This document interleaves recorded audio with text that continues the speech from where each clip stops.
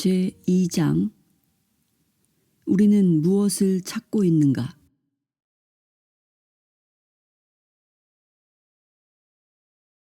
신을 발견하는 여행길을 떠나기 전에 먼저 자기 자신을 이해하라. 우리가 끊임없이 찾고 있는 건 무엇일까요? 우리 한 사람 한 사람이 바라고 있는 건 어떤 것일까요? 특히 현대와 같이 불안정한 세계에서는 모든 사람이 어떤 형태든 평화와 행복 또는 피난처를 찾으려고 하지만 우선 우리가 찾으려는 것, 발견하려고 하는 것이 무엇인가를 아는 것이 중요하지 않을까요? 대부분의 사람들은 어떤 형태든 행복과 평화를 추구하고 있습니다. 그러나 혼란, 전쟁, 경쟁, 투쟁 등으로 고통을 받고 있는 세계에서는 조금이라도 평화를 누릴 수 있는 피난처를 바라고 있습니다. 우리는 대개 이런 것을 바라고 있습니다.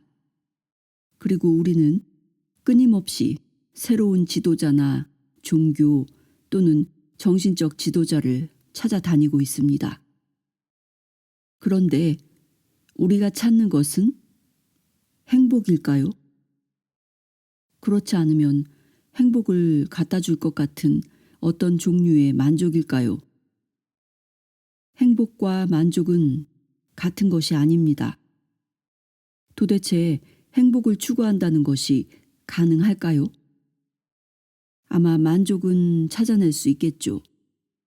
그러나 행복을 발견한다는 건 절대로 불가능합니다.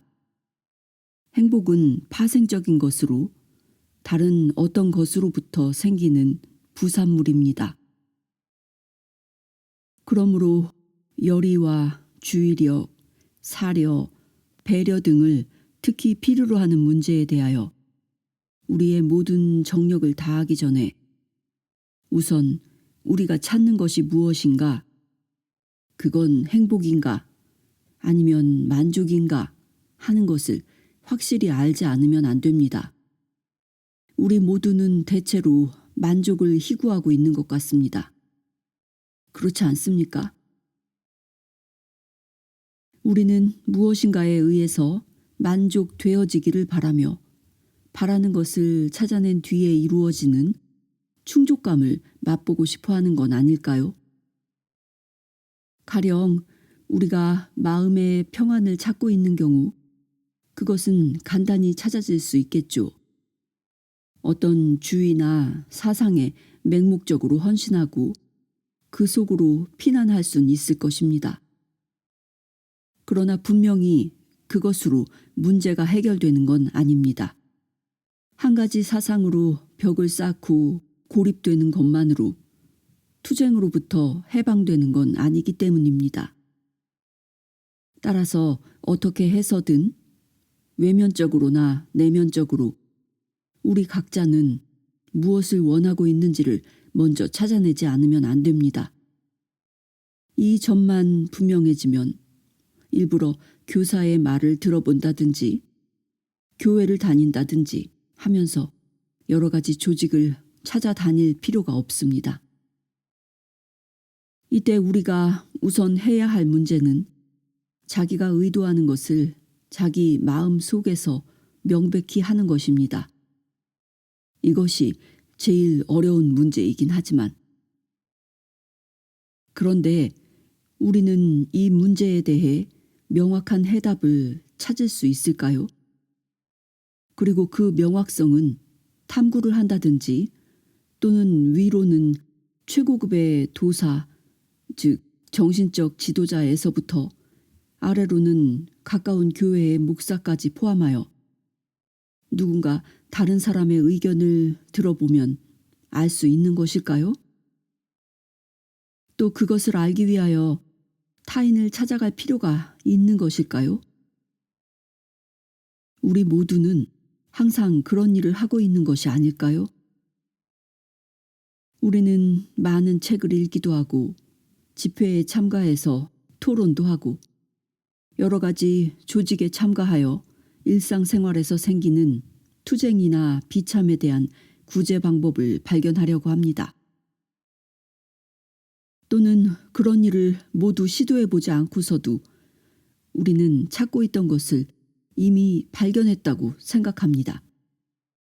이를테면 특정한 조직이라든지 도사나 서적이 자기를 충분히 만족시켜 주었다고 우리는 말합니다. 그리고는 그 속에서 우리가 바라는 모두를 발견하여 결국 일정한 틀에 파묻히면서 자기 주위에 벽을 쌓아버립니다. 그렇지 않습니까? 당신은? 우리는 이와 같은 모든 혼란 속에서 항구적이며 영원한 것, 결국 진실한 실제라든가 신이라든가 진리라고 부르는 것을 찾고 있는 건 아닐까요? 그것을 뭐라고 불러도 상관없습니다. 언어는 그것이 표현하는 물 자체는 아니니까요. 그러므로 언어에 사로잡혀선 안 됩니다. 표현 문제는 전문가들에게 맡겨둡시다.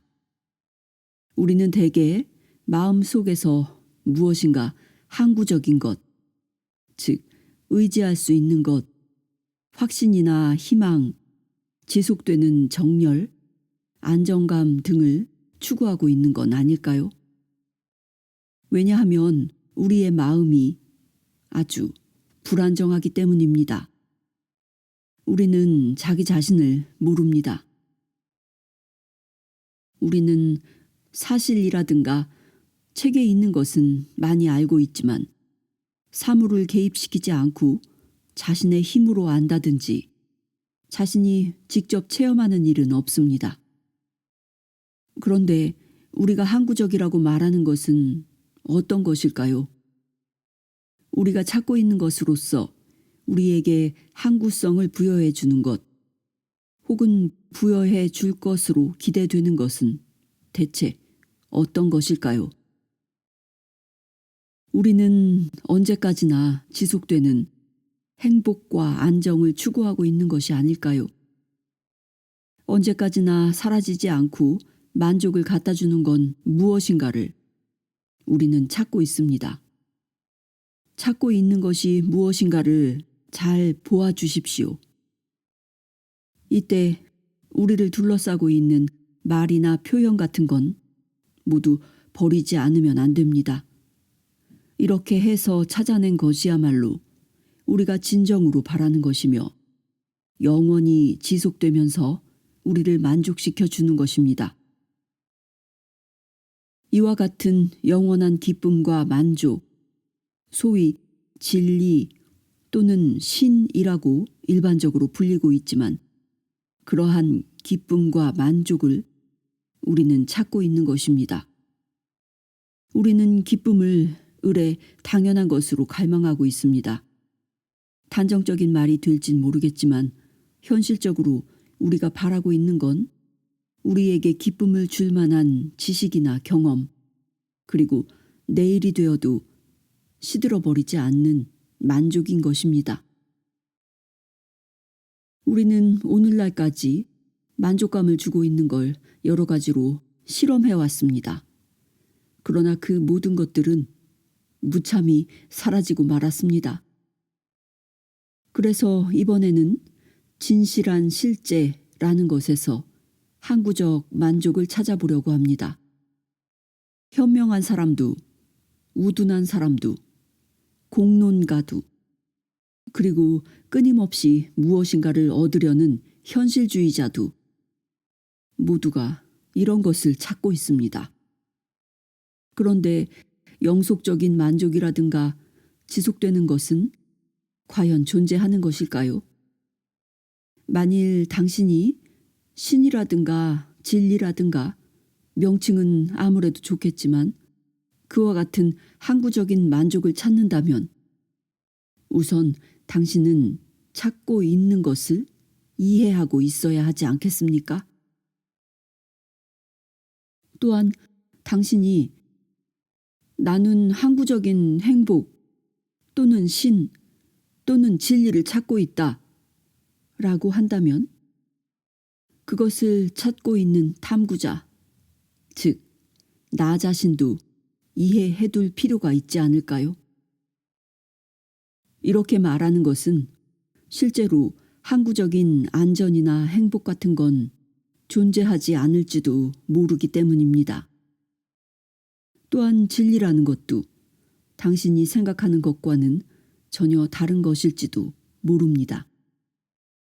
진리는 당신이 보고 상상하며 공식화할 수 있는 것과는 전혀 이질적인 것이라고 나는 생각합니다. 따라서 어떤 항구적인 걸 탐구하기 전에 우선 탐구를 하고 있는 인간인 나 자신을 이해하는 것이 필요합니다. 그러면 이 탐구하는 사람과 그 탐구의 대상은 다른 것일까요? 나는 행복을 찾고 있다 라고 할 때 탐구자와 그 대상은 별개의 것일까요? 또한 생각하는 사람과 그 사람의 생각, 즉 사고는 다른 것일까요? 그것들은 별개의 과정이라고 하기보다는 오히려 하나의 일체화된 현상이 아닐까요? 따라서 찾고 있는 대상을 발견하기 전에 그것을 찾고 있는 인간, 즉 나를 이해하는 건 무엇보다도 중요하지 않을까요? 이렇게 우리는 평안이라든가 행복이라든가 진실한 실제 또는 신이라는 것이 과연 누군가 자기 이외의 다른 인간으로부터 주어지는 것인지 어떤지를 진심으로 자기 자신에게 물어보는 데까지 이르지 않으면 안 됩니다. 이와 같은 끊임없는 탐구와 갈망에 의해서 자기 자신을 이해했을 때 생기는 놀라운 실제감이나 창조적 생명을 얻을 수 있을까요? 그리고 이 자기 인식은 추구한다든가 타인을 추종한다든가 특정한 조직에 참여한다든가 책을 읽는다든가 해서 과연 얻어질 수 있는 것일까요? 여기서 문제의 핵심이 되는 건 다음과 같은 점입니다. 즉, 나 자신을 이해하지 않는 한 나에게는 사고하는 기반이 없는 것이기 때문에 나의 탐구는 모두 쓸모없는 것이 되리라는 것입니다. 나는 환상 속으로 도피할 수도 있습니다. 또한 경쟁이나 충돌, 투쟁으로부터 도피할 수도 있습니다. 타인을 숭배할 수도 있습니다. 또한 타인을 통해서 나의 구원을 바랄 수도 있습니다. 그러나 나아가 자기 자신에 대하여 무지하거나 나 자신의 전체를 알지 못하면 나에게는 사고와 애정과 행동의 기반이 결여되고 있는 것입니다. 자기 자신을 안다는 것, 이 중대한 일을 우리 인간은 무시하기 쉽습니다. 자기 자신을 아는 것, 바로 그것이 무엇인가를 쌓아 올릴 수 있는 토대가 됩니다. 이것은 자명한 이치가 아니겠습니까? 그러므로 우리는 무엇인가를 건설하거나 변혁하기 전에 또한 비난하거나 파괴하기 전에 우선 있는 그대로의 자신을 알아야 합니다. 따라서 무엇을 추구하며 돌아다닌다든가 지도받기를 원하거나 교사나 도사를 찾아다닌다든가 요가나 복식 호흡 또는 예배를 보는 등 스승이라는 사람들의 뒤를 따라다닌다는 건 모두가 쓸데없는 일이 아닐까요? 우리가 믿고 있는 바로 그 사람이 당신 자신을 분석하시오 라고 말했다 해도 거기에는 아무런 의미가 없습니다. 왜냐하면 우리의 이 자세가 바로 그대로 세계의 자세이기 때문입니다. 만일 우리가 인색하고 질투심 많고 허영심이 강하고 탐욕스럽다면 그와 똑같은 것이 우리의 주위에 생길 것이며 그것은 우리가 살고 있는 사회가 될 것입니다. 따라서 진실한 실제 또는 신을 발견하는 여행길을 떠나기 전에 그리고 우리가 행동한다든가 타인과의 교제를 하기 전에 먼저 자기 자신을 이해할 필요가 있다고 생각합니다. 성실한 인간은 특정한 목표에 어떻게 도달하는가를 생각하는 사람이 아니고 먼저 이 문제, 즉 자기 자신을 이해하는 일에 철저하게 맞붙는 사람이라고 나는 생각합니다. 왜냐하면 당신과 내가 자기 자신을 이해하지 못한다면 실제 행동을 할 때도 사회나 인간관계 또는 우리의 행위를 변혁시킬 수 없을 것이기 때문입니다.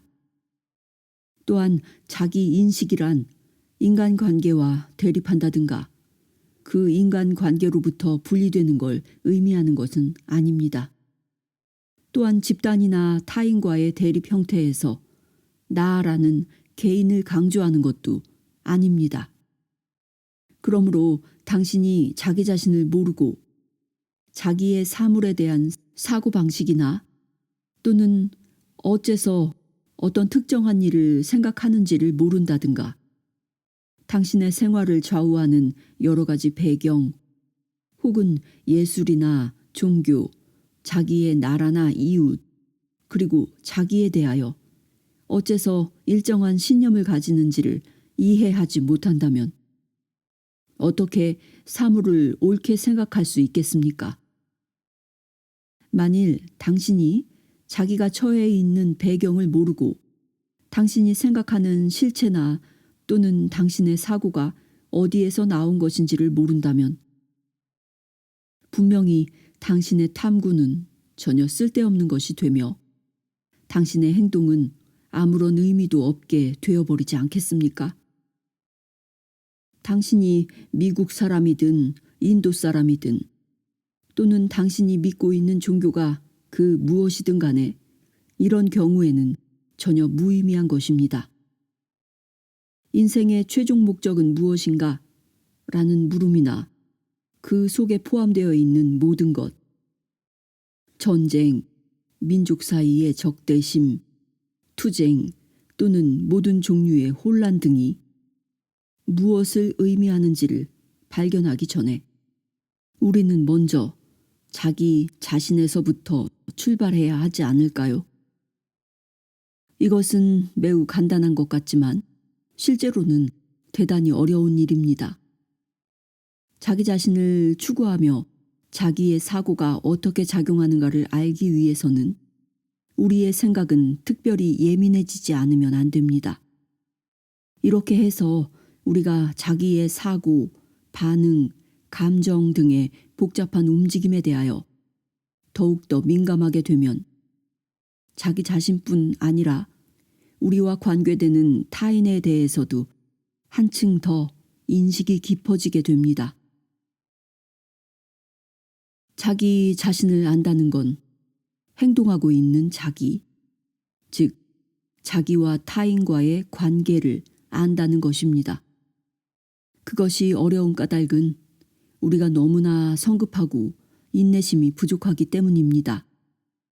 우리는 진보를 바라며 목적에 도달하기를 원하는 나머지 배우고 관찰할 시간의 여유를 갖지 못합니다. 우리는 생계를 이어가야 하고 자식의 양육도 해야 하는 등 여러 가지 일에 속박을 받는 한편 여러 가지 조직에 대한 책임도 맡고 있습니다. 우리는 여러 면에서 피치 못할 상태에 놓여 있기 때문에 자성한다든지 관찰이나 학습을 할 시간이 거의 없습니다. 따라서 그로부터 생기는 결과의 책임은 타인에게 있는 것이 아니라 사실은 자기 자신에게 있는 것입니다.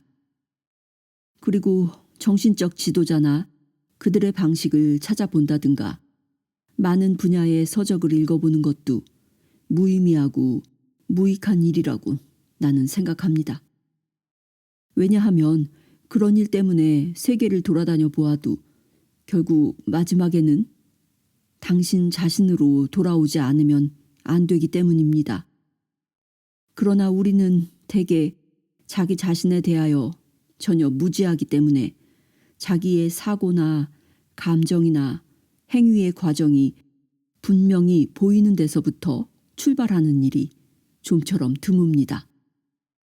당신은 자기 자신을 알게 되면 될수록 사물을 똑바로 볼 수 있게 됩니다.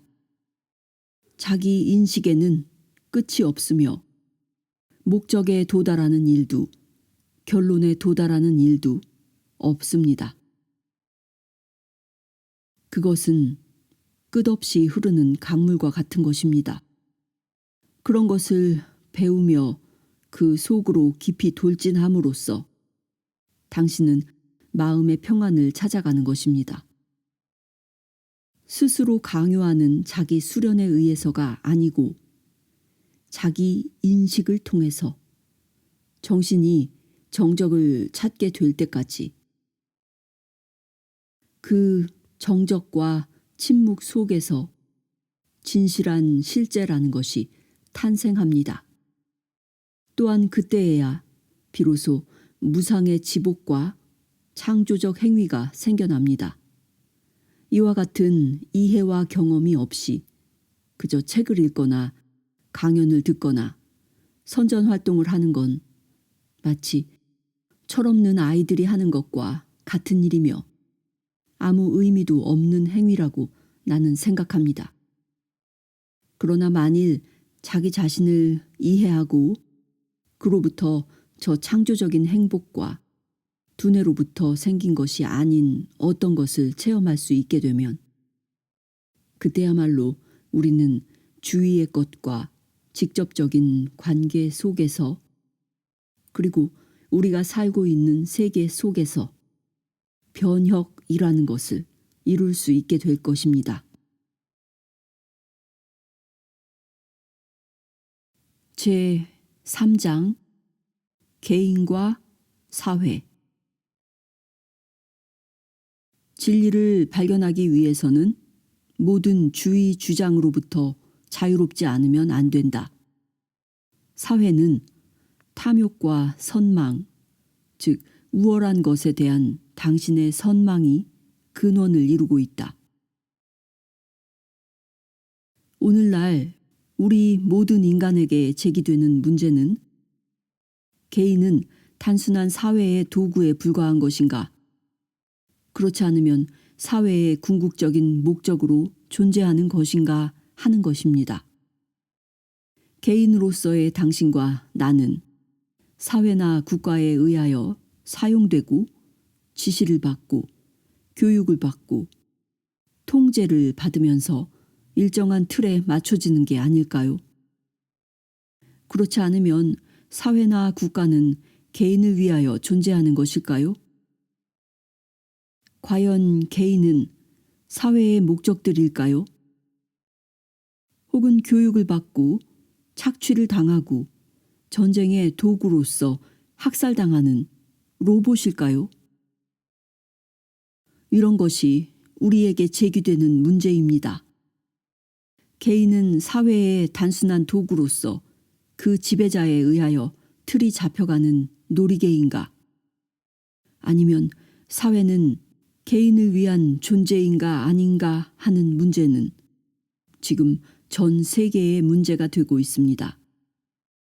그런데 당신은 이 문제를 어떻게 해결할 셈입니까? 이것은 중대한 문제라고 생각합니다. 만일 개인이 단순한 사회의 도구라고 한다면 그때는 사회가 개인보다 훨씬 중요한 것이 됩니다. 그것이 정당하다면 우리는 개인으로서의 인격을 포기하고 사회를 위하여 일하지 않으면 안 됩니다. 뿐만 아니라 우리의 모든 교육 제도를 완전히 변혁해서 개인이라는 것을 사용하고 파괴하고 살해하고 말소할 수 있는 도구로 바꾸지 않으면 안 됩니다. 그러나 만일 사회가 개인을 위하여 존재하는 것이라면 사회의 역할은 개인을 일정한 형태로 만드는 것이 아니고 개인에게 자유의 감각을 부여하며 자유를 희구하는 마음이 생기도록 하는 데 있는 것입니다. 따라서 지금 우리는 이 두 가지 중 어떤 견해가 잘못된 것인지를 발견하지 않으면 안 됩니다. 당신은 이 문제를 어떻게 탐구해 나갈 생각이십니까? 이것은 우리의 사활과 관계되는 문제가 아닐까요? 이 문제는 좌파나 우파의 이데올로기에 따라 좌우되는 게 아닙니다. 만일 좌우되고 있다면 그것은 단순한 견해의 문제에 불과합니다. 관념이라는 것은 언제나 적의와 혼란과 알력을 초래합니다. 따라서 만일 당신이 좌파나 우파의 사상서적이나 성경 같은 것에 의지하고 있다면 결국 당신은 석가모니나 예수 또는 자본주의나 공산주의 등의 단순한 견해에 의지하고 있는 것입니다. 그런 것은 관념이지 진리는 아닙니다. 사실은 결코 부정할 수 없지만 그 사실에 관한 견해는 부정할 수 있습니다. 만일 사실의 진리를 발견할 수 있다면 우리는 견해와는 관계없이 행동할 수 있을 것입니다. 이런 이유 때문에 지금까지 다른 사람들이 말한 것은 모두 버릴 필요가 있지 않을까요? 좌파나 그 이외의 지도자의 견해는 각각 그들이 처해 있는 입장이나 조건에서 끌어낸 것입니다.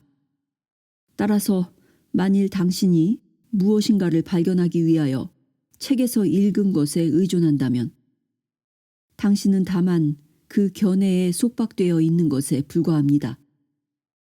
발견은 지식의 문제가 아닙니다. 그러면 이 진리를 어떻게 발견하면 좋을까요? 만일 발견이 되면 우리는 그 진리에 따라 행동하겠죠. 이 진리를 발견하기 위해서는 모든 주의 주장을 떠나서 자유로워져야 합니다. 자유로우면 당신은 견해에 속박되지 않고 그 문제를 직접 볼 수 있기 때문입니다. 교육의 책임은 모두 바로 이와 같이 개인의 눈을 뜨게 하는 데 있습니다. 또한 이 진리를 바로 보기 위해서는 대단히 명석해야 합니다. 이를테면 당신은 어떤 지도자에게도 의존해서는 안 된다는 의미입니다. 당신이 어떤 지도자를 선택한다는 건 당신 자신이 혼란해 있기 때문입니다. 그 결과 당신이 선택한 지도자도 혼란에 빠지게 됩니다. 이런 현상이 오늘날 세계에서 일어나고 있습니다. 그렇기 때문에 당신은 어떤 도움이나 안내를 어떠한 지도자로부터도 받을 수 없는 것입니다. 그런데 한 가지 문제를 이해하려고 생각할 때는 그 문제를 완전히 전체적으로 이해할 뿐 아니라 그 문제의 뒤를 신속하게 따라가지 않으면 안 됩니다. 왜냐하면 문제 그 자체는 결코 정죄하고 있지 않기 때문입니다. 기아 문제든 심리상의 문제든 문제는 항상 새로운 것입니다. 또한 위기라는 것도 언제나 새로운 것입니다. 따라서 문제를 이해하기 위해서는 정신은 언제나 신선하고 명석해서 문제를 추구할 때는 신속히 움직여야 합니다. 우리는 대부분 자기 마음의 내부 혁명이 급선무며 내부 혁명만이 외부, 즉 사회의 근본적 변화를 일으킬 수 있다는 걸 인식하고 있다고 생각합니다. 이 문제는 나 자신뿐 아니라 대부분 성실하게 사물을 생각하는 사람들의 마음을 차지하고 있는 문제입니다. 요컨대 어떻게 하면 이 사회에 근본적이고 철저한 변화를 일으킬 수 있는가 하는 것이 우리의 공통적인 문제인 것입니다. 다시 말해서 이 외부적 변화는 우리의 내부적 혁명이 수반되지 않으면 절대로 일어날 수 없습니다. 사회가 정적일 때는 이 내부의 혁명 없이 이루어진 어떤 운동이나 개혁도 모두 똑같이 정적인 것이며, 따라서 끊임없는 마음의 내부 혁명이 없으면 어떤 희망도 없는 것입니다.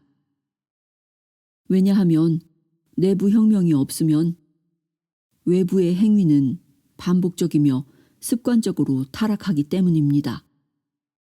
사회는 당신과 타인, 당신과 나 사이의 인간관계의 작용입니다. 그렇기 때문에 부단한 내부 혁명과 창조적인 심리 변화가 없는 한 그 사회는 정적인 것이 되어 활기 있는 작용을 잃어버리게 됩니다. 사회가 항상 정적으로 고정화하여 그 때문에 끊임없이 반복하지 않으면 안 되게 되는 건 내부 혁명이 결여되어 있기 때문입니다. 그런데 당신의 마음 속이나 주위에 있는 비참 및 혼란과 당신 자신의 관계는 어떻게 되어 있는 것일까요? 분명히 이 혼란과 비참은 혼자 스스로 발생한 건 아닙니다. 그건 당신과 나가 생기도록 한 것입니다. 자본가나 공산주의자나 혹은 독재자가 생기도록 한 것이 아니고 당신과 나의 상호 관계에 의하여 생긴 것입니다. 즉, 당신의 마음 속에 있는 것이 외부와 세계에 투영된 것입니다. 있는 그대로의 당신 자신, 당신의 사고와 감정, 그 밖에 당신이 일상생활에서 하고 있는 일 등이 그대로 외부에 투영되어 그것이 세계로 되고 있는 것입니다.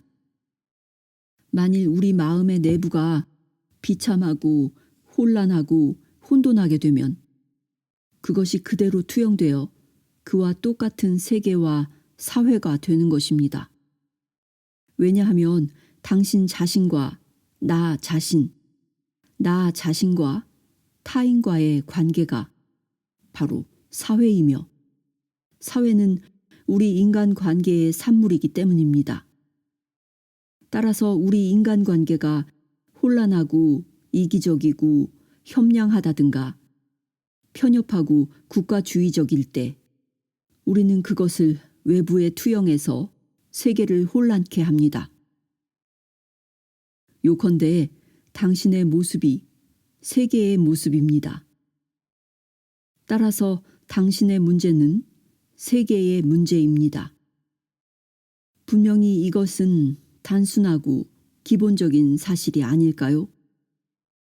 그럼에도 불구하고 우리는 특정한 개인이나 많은 사람들과의 관계에서 무슨 이유 때문인지 이 점을 간과하고 있는 것 같습니다. 우리는 방식이나 그 방식에 근거한 관념과 가치관의 변혁에 의한 사회 개혁을 기대하고 있습니다. 그러면서도 당신과 나가 사회를 만들고 있고 우리의 일상생활 태도에 의하여 혼란이나 질서가 생긴다는 걸 망각하고 있습니다. 그렇기 때문에 우리는 가까운 곳에서부터 출발해야 합니다. 우리의 일상생활이나 우리의 사고, 감정, 행위에 관심을 가져야 하겠습니다. 그리하여 이런 것들이 우리의 생계 방침이나 관념이나 신념 등의 관계 속에 나타나게 됩니다. 이것이 우리의 일상생활이 아닐까요? 우리는 살아가는 일, 직장을 구하는 일, 돈을 버는 일에 관계하고 있으며 가족과 이웃 사람들과의 인간관계도 유지하고 또한 여러 가지 관념과 신념에도 관계하고 있습니다. 예를 들어 우리가 어떤 동기로 직업을 선택하고 일을 하고 있는지를 검토해 보십시오. 그러면 그것은 생계를 유지하는 수단이 아니고 실은 선망에 기인하고 있음을 알게 될 것입니다. 대체로 사회가 이렇게 되어 있기 때문에 사회는 끊임없는 투쟁의 장소로서 그 속에서 우리는 항상 무엇인가가 되려고 하는 것입니다. 이 사회는 탐욕과 선망, 즉 우월자에 대한 당신의 선망을 근본으로 하고 있습니다. 어떤 점원이 지배인이 될 걸 바라고 있습니다. 이건 그 사람이 생활 수단으로서만 일하는 것이 아니고 지위나 명예에 관심이 있음을 말하는 것입니다. 이와 같은 우리의 마음의 자세에서 사회나 인간관계 속에 황폐가 생겨나는 건 당연한 것입니다. 그러나 만일 당신과 나의 관심사가 일상생활에만 있다면 선망을 바탕으로 하지 않는 정당한 생계 수단을 발견하게 될 것입니다. 선망은 우리의 인간관계 중에서 가장 파괴적인 요인 중의 하나입니다. 왜냐하면 선망은 권력이나 지위에 대한 욕망을 나타내는 것으로 결국은 정치와 연결되는 것이기 때문입니다. 선망과 정치는 서로 밀접한 관계가 있습니다. 한 점원이 지배인이 되려고 할 때 그것이 전쟁의 방아쇠가 되어 무력 외교의 원인이 되면서 결국 그 점원은 전쟁에 대하여 직접 책임을 지게 됩니다. 다음으로 우리의 인간관계는 무엇을 기초하고 있을까요? 당신 자신과 나 자신, 당신 자신과 타인과의 관계, 이것이 사회입니다. 즉, 이러한 관계는 무엇을 기초로 하고 있을까요? 우리는 사랑이라는 말을 하고 있지만 이 사회가 사랑을 바탕으로 성립되어 있지 않음은 명백합니다. 왜냐하면 만일 사랑이 있다면 질서나 평화가 있게 되고 당신과 나 사이에 행복이 생길 테니까요. 그러나 당신과 나와의 관계에는 표면적으로는 존경을 가장하고 있지만 실제로는 많은 악의가 존재하고 있습니다. 만일 서로의 생각이나 감정이 대등하다면 존경도 악의도 생기지 않을 것입니다. 왜냐하면 우리는 두 사람의 평등한 개인이며 사제지간도 아니고 아내를 지배하는 남편도 아니며 혹은 이와 반대되는 관계도 아니기 때문입니다. 만일 우리에게 악의가 있다면 상대를 지배하려는 욕구, 즉 통제 욕구가 있는 것입니다. 여기에서 질투나 노여움이 생기며 또한 이런 감정이 우리의 인간관계에서 계속적인 투쟁을 유발시킵니다. 그리고 우리는 여기에서 도피하려고 하지만 그에 따라 한층 더 혼돈과 비참이 결과적으로 초래됩니다. 또한 우리의 일상생활의 일부로 되어 있는 관념이나 신념 또는 방식 같은 것이 우리의 정신을 뒤틀리게 하고 있진 않을까요? 왜냐하면 여기에서 우둔하다는 것이 무엇인가 하는 것을 문제 삼고 싶기 때문입니다. 우리가 사고하는 것의 대부분은 자기 방어적인 본능에서 생겨나는 게 아닐까요?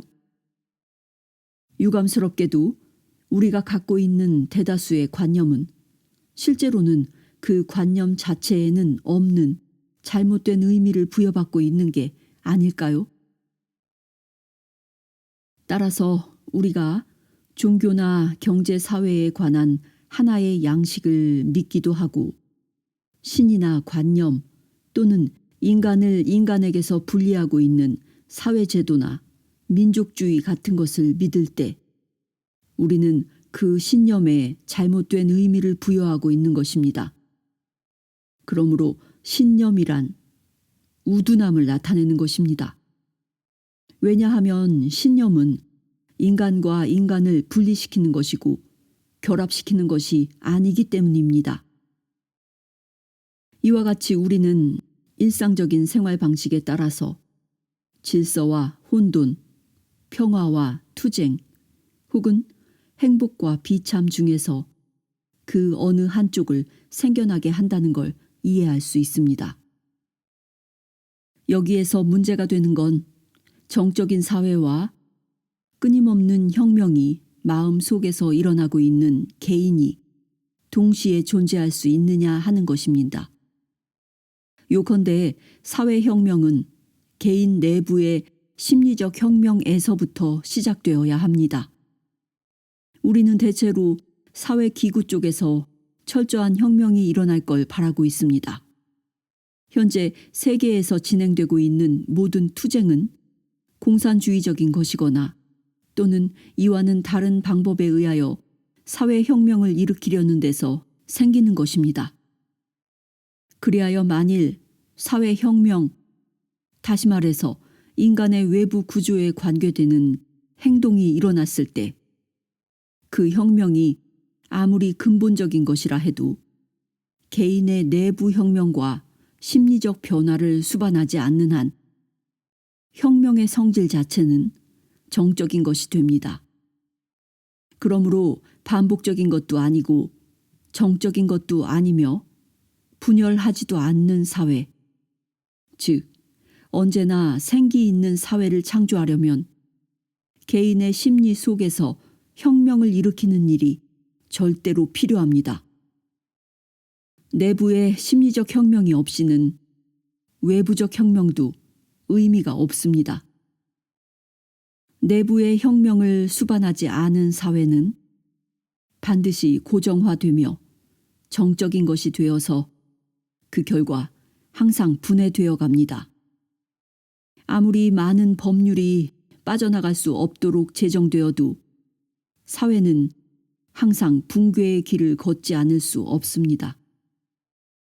다시 말하지만 혁명은 단순히 외부에서가 아니라 마음의 내부에서 일어나야 합니다. 이런 점을 이해하고 속임수 같은 것은 결코 쓰지 않는 것이 중요하다고 생각합니다. 외부적 행위는 한번 끝이 나면 정지해버립니다. 만일 사회를 구성하는 개인과 개인의 관계가 마음의 내부 혁명에 의한 결과로 생기지 않으면 그 사회 기구는 정적인 것이 되어 개인을 흡수하고 따라서 개인까지도 똑같이 정적이며 반복적인 것으로 변화시킵니다.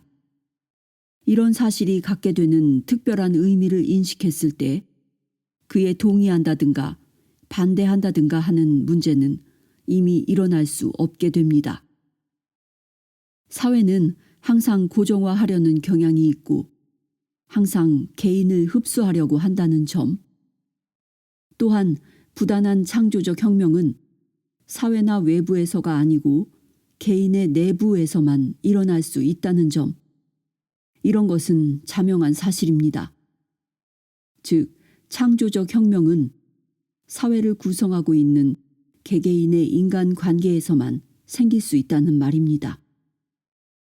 인도에서, 유럽에서, 미국에서, 그리고 세계 도처에서 현대사회는 급속히 분해해가고 있습니다.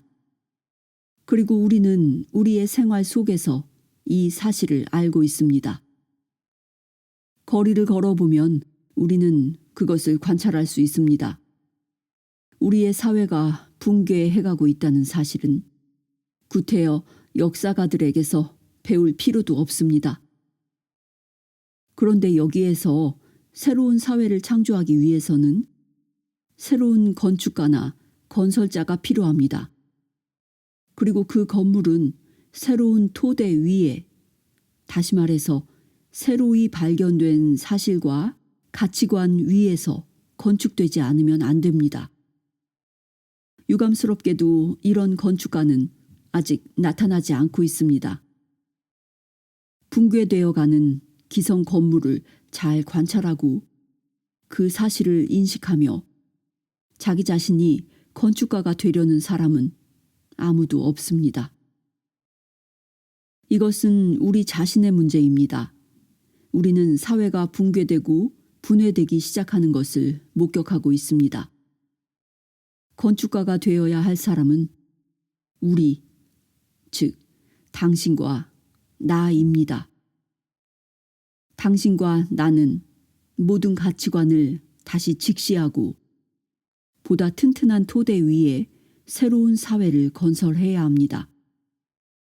왜냐하면 만일 우리가 전문적인 건축가, 즉 정치나 종교의 건축가를 기대한다면 우리는 앞서 서 있던 지점에서 한 걸음도 움직이지 않고 있는 것이기 때문입니다. 당신과 나가 창조적이 아니기 때문에 우리는 사회를 이와 같은 혼돈에 빠지게 했습니다. 따라서 당신과 나는 창조적으로 되어야 하겠습니다. 문제는 절박합니다.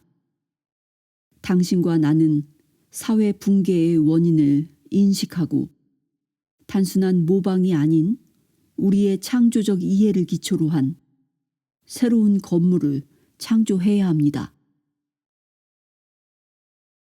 그런데 이 문제는 부정적 사고를 포함하고 있는 것이 아닐까요? 부정적 사고란 가장 높은 이해 형태를 의미합니다. 이것이 어떤 뜻인가 하면 창조적 사고란 무엇인가 하는 것을 이해하려면 먼저 우리는 그 문제에 대하여 부정적으로 접근해야 한다는 것입니다. 왜냐하면 그 문제, 즉 여기에서 문제라고 하는 건 새로운 사회를 창조하려면 당신과 나는 창조적으로 되어야 한다는 말인데 그 문제에 대한 긍정적 접근은 모방이라는 함정에 빠질 위험이 있기 때문입니다. 붕괴되기 시작한 것을 이해하기 위해서는 긍정적 방식이나 공식 또는 결론에 의해서가 아니라 부정적으로 그것을 조사해야 합니다. 도대체 왜 사회는 현재 분명히 볼 수 있는 것과 같이 소리를 내면서 와해되어 가는 것일까요? 그 근본적인 이유의 하나는 한 개인이 그리고 당신과 나가 창조적으로 되지 않았기 때문입니다. 내가 말하고 있는 건 이런 것입니다. 즉, 당신과 나는 모방적이 되어 외면적으로나 내면적으로 모방하고 있다는 것입니다. 물론 외면적인 경우 기술을 배운다든가 언어로서 서로의 생각을 전달할 때에는 당연히 모방을 한다든가 흉내를 내야 하는 것이고 나 역시 언어를 모방하고 있습니다. 기사가 되기 위하여 처음에 우리는 기술을 익히고 다음에는 다리를 만드는 기술을 이용하지 않으면 안 됩니다. 이와 같은 외면적인 기술의 경우에는 어느 정도의 모방이나 흉내가 필요합니다. 이에 반하여 내면적, 심리적 모방이 시작되면 확실히 우리는 비창조적이 되어버립니다. 우리의 교육이나 사회 또는 종교적 생활이라는 것도 전부가 모방을 바탕으로 하고 있습니다. 이를테면 나는 모든 사회적 또는 종교적 형식에 나를 적응시켜 가는 것입니다. 따라서 나는 진정한 개인이라는 것을 포기해 버립니다. 이렇게 해서 심리면에서 나라는 것은 어떤 조건이 붙은 일정한 반응을 되풀이하고 있는 기계가 되고 마는 것입니다. 그 반응은 힌두교도든 기독교도든 불교도든 혹은 독일인이든 영국인이든 다 똑같습니다. 우리의 반응은 동양의 것이든 서양의 것이든 혹은 종교적이든 물질주의적인 것이든 그 사회의 유형에 따라 조건 지어지는 것입니다. 그렇기 때문에 사회의 분해에 근본적인 원인의 하나는 모방에 있는 것입니다. 게다가 이런 분의 요인의 하나는 모방을 그 본질로 하고 있는 지도자, 바로 그것입니다. 분해되어가는 사회의 본질을 이해하기 위해서는 당신과 나라는 개인이 창조적으로 될 가능성이 있느냐 없느냐를 물어보는 것이 중요하지 않을까요? 우리는 모방이 존재할 때 반드시 분해한다는 사실과 권위가 있는 곳에서는 모방이 생긴다는 사실도 이해할 수 있었습니다. 따라서 우리는 정신적, 심리적 구조의 전체가 권위의 바탕을 두고 있는 까닭에 우리가 창조적으로 되기 위해서는 이런 권위로부터의 자유가 없으면 안 됩니다. 당신은 창조적인 순간이나 생기 있는 흥미를 느끼게 되는 어떤 행복한 순간에는 반복이나 모방을 한다는 느낌이 없다는 걸 깨달아 본 적이 있습니까? 이런 순간은 언제나 새롭고 신선하고 창조적이며 행복합니다. 이와 같이 우리는 사회 분해의 원인의 하나가 바로 모방이며 모방은 권위의 숭배와 다름없다는 걸 이해할 수 있습니다.